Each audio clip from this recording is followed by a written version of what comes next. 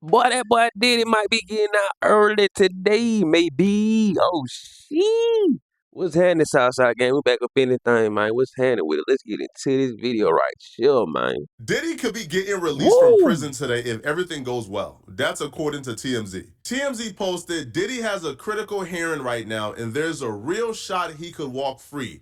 And here's exactly why. Diddy's attorneys That boy R. Kelly about to be pissed.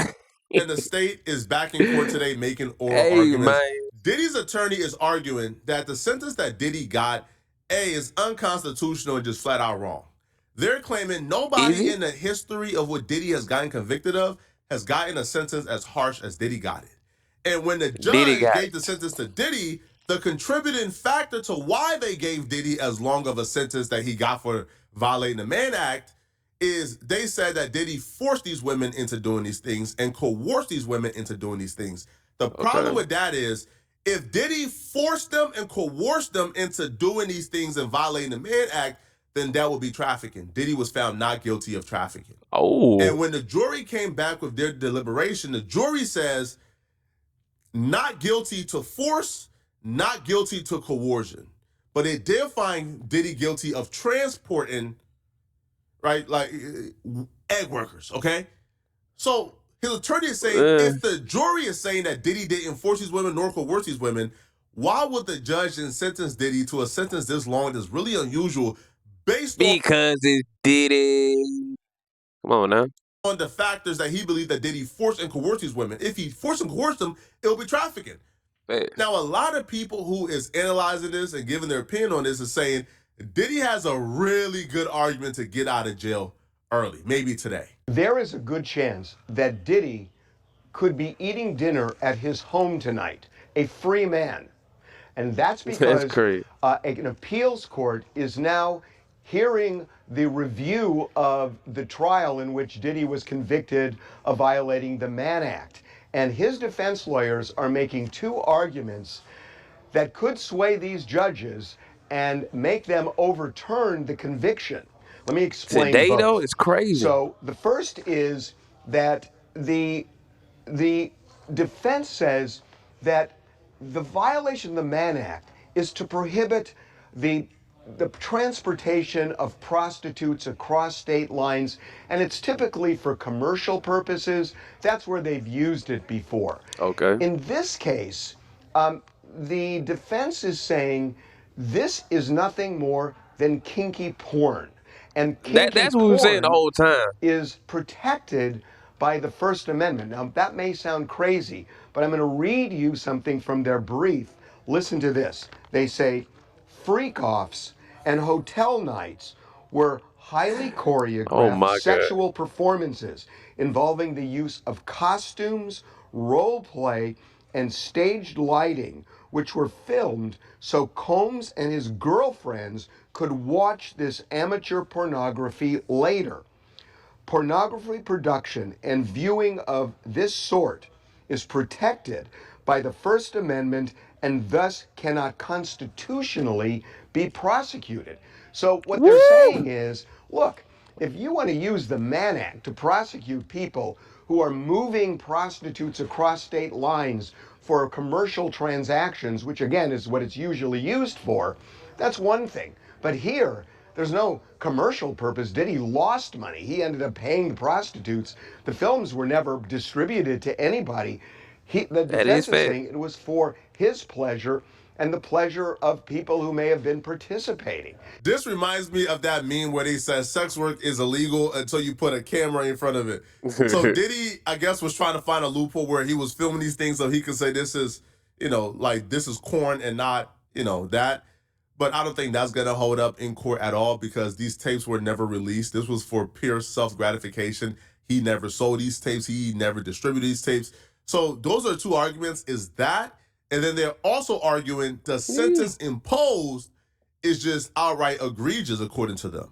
So they're saying, look, this is like any porn. It could be OnlyFans. It could be anything like that. And all of that is constitutionally protected and shouldn't be prosecuted. So that's one argument. And I got to say, it is an interesting argument. The prosecutor is saying it's meritless.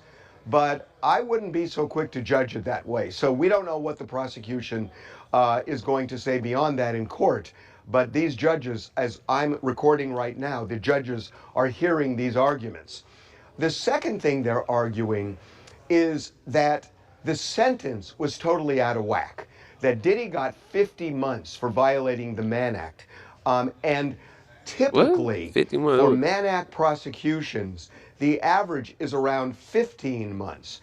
And what the defense is saying is that the trial judge in this case considered all sorts of evidence that Oh, he they gonna let shouldn't him go off have. time, sir. That the judge, even If though Diddy was acquitted of racketeering and sex trafficking, and there was a lot of evidence presented about coercion and force, and the Cassie video was introduced into evidence. The defense is saying none of that should be considered because the Mann Act has nothing to do with that. But they're saying the judge's sentence was colored by all of those things, and the judge threw the book at Diddy when the judge should have just looked at the Mann Act violation and then sentenced appropriately. They're saying the appropriate sentence should have been around 15 months. Well, guess what? boy, they about to let that boy out time serve, man. Oh, snap. Diddy has already served 19 months. Oh, So, shit. if either of those arguments fly, if the appellate court believes that this is constitutionally protected porn, or if the appellate court believes that the sentence was out of whack and 15 months is more appropriate, either one of those, Diddy is a free man. So the oral argument, as I That boy said, will is get going out there on Diddy right now. bopping, boy. Typically, and I'm sure it's going to happen in this case, the judges are not going to rule from the bench. That just never happens. So they will meet and confer, as they say, and write an opinion. But sooner rather than later, if the appellate court buys what Diddy is trying to sell, he could be a free man relatively soon. We got transcripts of the oral Ski. argument that was done in court today. So we can start off right here, right? So the judge says, how are you saying Judge S erred on this? Are you saying he had to do more than acknowledge the acquittal? Shapiro says, that's just make weight. Now, make weight means that's just filler, is irrelevant. Like the acquittal conduct should serve no purpose in Diddy actual sentence. Judge Nardini says that's disparaging. Shapiro says that's not what I mean. I like to move on. Judge Nardini says, what about the two victims who participated? If I cause someone to commit a crime, I am guilty of a crime. Section 2 is not the same as Section 371. Shapiro says, yes, this court has to review the district court's actual findings. Nardini says the jury is the finder of fact. Shapiro says the jury asked for Cassandra Ventura, which is Cassie's testimony on this, and we know that the jury rejected the notion that there was coercion. Judge Nardini says, but you argue Combs did not intend under Mann Act. Judge Nardini says, you are implying that the jury disbelieved everything Ventura says. But what are you really arguing is that the government was mixing and matching, right?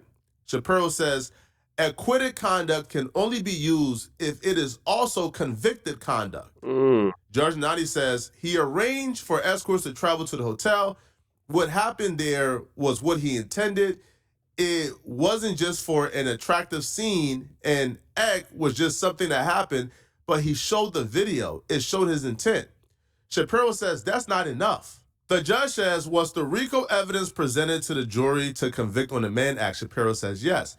Judge says, are you arguing that his acquitted conduct, coercion, fraud cannot be considered in sentencing at all? Shapiro says they are not even relevant. Nardini says, well, your brief caricatures the district court use of the acquitted conduct. Nardini also says, at trial, the defense argued that he never intended that the specified conduct occurred after state lines were crossed. But on a plane, he showed a woman a video of prior incidents where it happened. That's proof. Shapiro says, our defense focused on coercion. The judge says, the mere fact that you are acquitted doesn't take it off the table insofar that the conduct is also convicted conduct. That can't be. Shapiro says, there are going to be cases closer than this one. I sat through this trial for 8 weeks. They focused on RICO. Judge That's says the Mann Act facts. was a sideshow. Now this is like different judges, by the way. Judge Baker and Nardani are the two judges so far. So they're questioning them. Judge Baker says the Mann Act was a sideshow, but why? But why shouldn't we just hold the government to what they argue? Shapiro says we should. Many people in America question whether it is constitutional to allow acquitted conduct to drive a sentence. The judge then says, let's take the violence off the table, but we have findings of physically pressured and drugging them. Shapiro says, this is an upward variance. Baker says the guidelines are just that, only guidelines. 2 women were plied with drugs. 1 became an addict. Damn. Shapiro says, this was the highest sentence for any person in this criminal history category. Our principal argument is that the term victim should be interpreted with its plain meaning. Judge says, thank you, stick around for a rebuttal. Now, I'll be real, so far, it was looking really shaky Right. for Diddy's defense. Now, the state came and the judges were equally, I guess, as pushy-backy on the state as well. So it looks like their job is to kind of like challenge the argument and then hear both sides. So it's unclear, man. I don't know. Man. I'm not a legal expert. I do think it's kind of effed up if they acquitted him of the conduct, but yet you use the conduct to give him more time. Right? I do think that's pretty effed up. But I'm not a legal expert. I don't know what's going to happen today. Then they bring up a case that they're citing and everything, and it's Vaughn and Johnson, which is in her 100-page brief. But basically, the judge wanted to go into the fact that, and he read from Judge Subramanian's the transcript when he was going through the sentencing, saying, you know, he did consider some overlapping conduct, and that should be allowed overlapping conduct. So there's a difference here between acquitted conduct and overlapping conduct. And, right. you know, at the heart of it as well, I'll just sort of skip around a little bit. The government, Christy Slavic, when she got up there, she said, you know, this isn't actually acquitted conduct. This is admitted conduct. You know, we're talking about a guy who said he admitted to, you know, giving drugs to these women, which I guess would be coercion, plying them with drugs was the term used, and beating them, whatever. And then Shapiro said, no, that's not actually admitted conduct. That's not what happened. He never admitted to, quote, plying them with drugs. What he admitted to was, you know, domestic violence. And it was Judge Baker who was sort of trying to lay it out for Shapiro, saying, okay, so what you're saying is Judge Subramanian, when he was sentencing Mr. Combs, he was sort of mixing and matching some of the acquitted conduct under some of these elements. And she said, yes, that's what he was doing.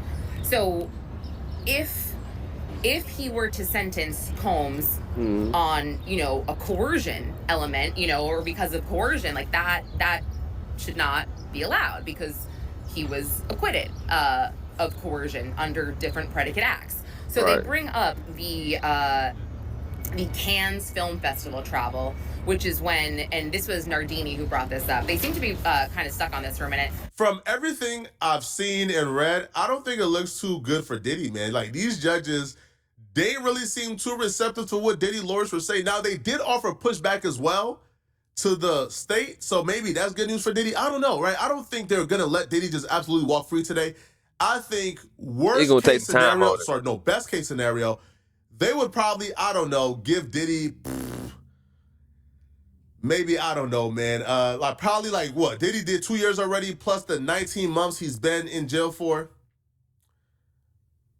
I don't know. Probably, no, Diddy got arrested in 2024, right? So he's been in jail for 19 months total. So I don't know. Maybe Diddy get reduced to let's say 24 months and he gets out in 6 months. Maybe that's it. But I don't know, man. Y'all let me know in the comment section. What do you guys think? Is it looking hopeful for Diddy? Do you think Diddy will beat these charges? Let me know, okay? And if you're still watching, Man, I think them folks he was fucking with, they got him up, they got him bailed up right now, man. They had to show us that, like, look, bro, can't be playing your hand like that. So we got them, you know what I'm saying? We had to show you what we could do. You know what I mean? Because the whole time, the whole trial shit, everybody was saying that, like, I don't think he was serving that much time, whatever, like that. But Hey man, seem like gonna be getting out that bit soon, you feel me?